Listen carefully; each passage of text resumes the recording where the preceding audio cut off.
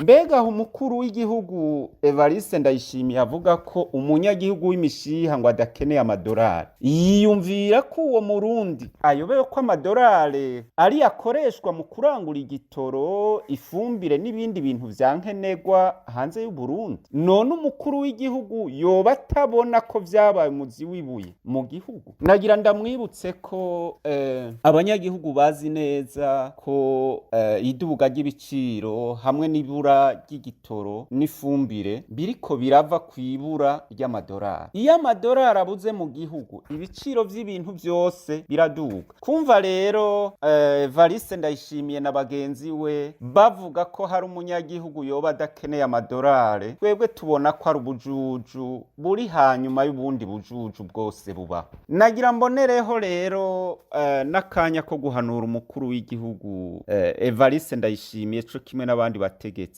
ko kubura inyishu z'ibibazo bihanze abarundi n'igihugu bitari bikwiye gutuma bifatira abarundi mu gahanga mu kubatuka no mu kubambura agashambara nk'uko birirwa barabikora, ahubwo vyari bikwiye kubatera intege zo kuvugana n'abanyagihugu ingene hoboneka inyishu y'ivyo bibazo. Aha mbere tukaba tubabwira ko mu gihe batokwikebuka ngo baze bararaba neza amajambo bashikiriza imbere y'abanyagihugu bigorewe ayatavugwa, barashobora gusanga aribo basigaye bafatwa nk'ibigugu n'abo banyagihugu nyene. Ngaha nagira mbwira umukuru w'igihugu ko iyo abonye yihaye ubutegetsi abarundi tukihorera ntibisigura ko turi bigugu, ntiyihende. Umukuru w'igihugu iyo abonye bariko bariba itunga ry'igihugu bafatanije n'umukenyezi n'abana biwe, akabona abarundi turahoze, si ubugugu na gatoya. Ivyo uretse ko bitesha agaciro abarundi n'igihugu, abarundi barazi ingene